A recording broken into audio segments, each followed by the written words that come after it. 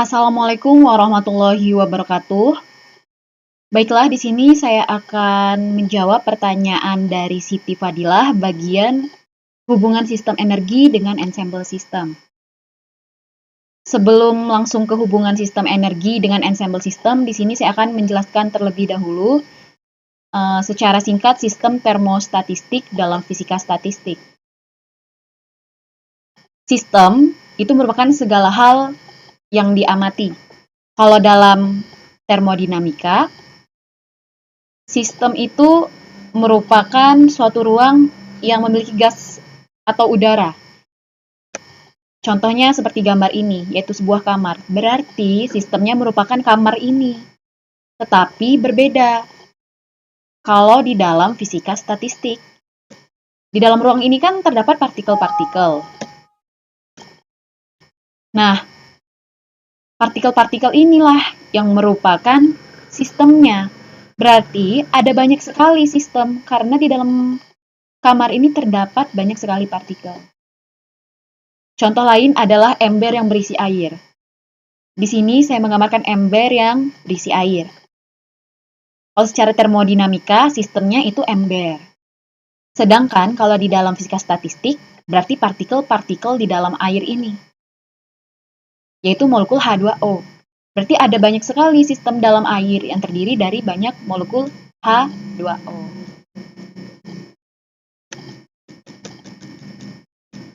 Kemudian assembly. Sebelum ke ensemble, kita ke assembly terlebih dahulu.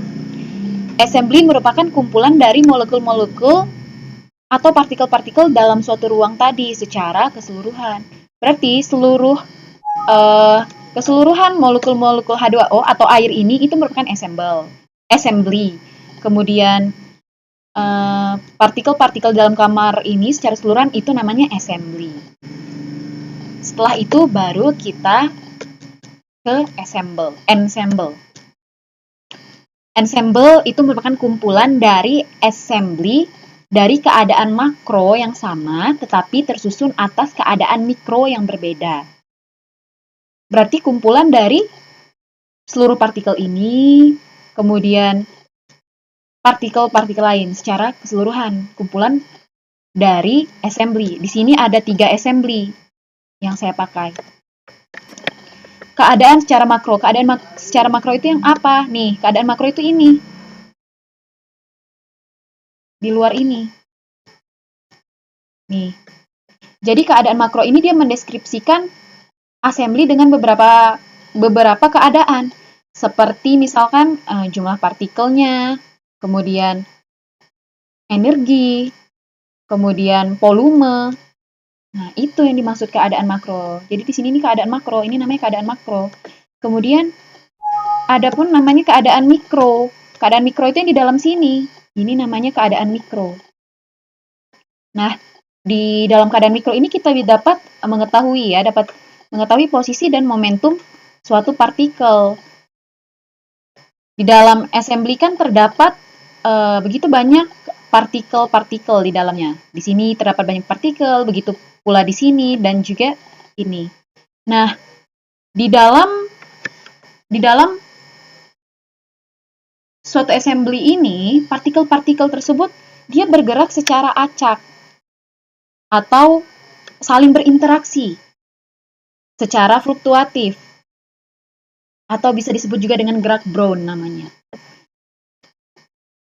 Sehingga dapat dipastikan bahwa masing-masing assembly ini dia memiliki posisi dan momentum partikel yang berbeda-beda. Bahkan di dalam satu assembly ini, itu keadaan dan posisi partikel ini berbeda. Contohnya di sini, spin up-nya ada 3, spin up-nya ada 4 di assembly yang pertama. Kemudian spin down-nya ada 2.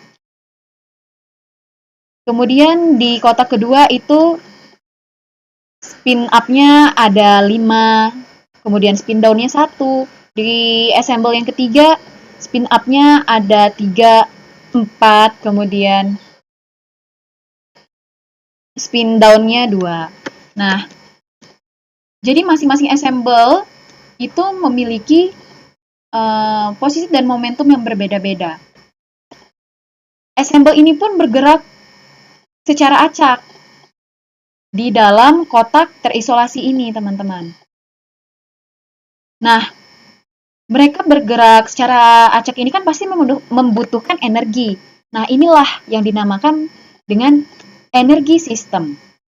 Nih, ensemble yang pertama bergerak membentur kotak isolasi ini menggunakan energi sistem. Begitu pula dengan ensemble kedua, ensemble ketiga. Nah, kotak ini bernama ensemble system. Secara keluar ini bernama ensemble system, di mana di dalam ini terdapat suatu energi.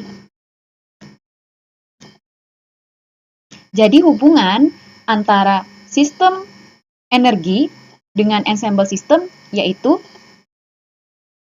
sistem energi merupakan energi yang terdapat di dalam ensemble system yang fungsinya itu menggerakkan partikel-partikel ini dan partikel menggerakkan assembly ini sehingga assembly ini saling berinteraksi.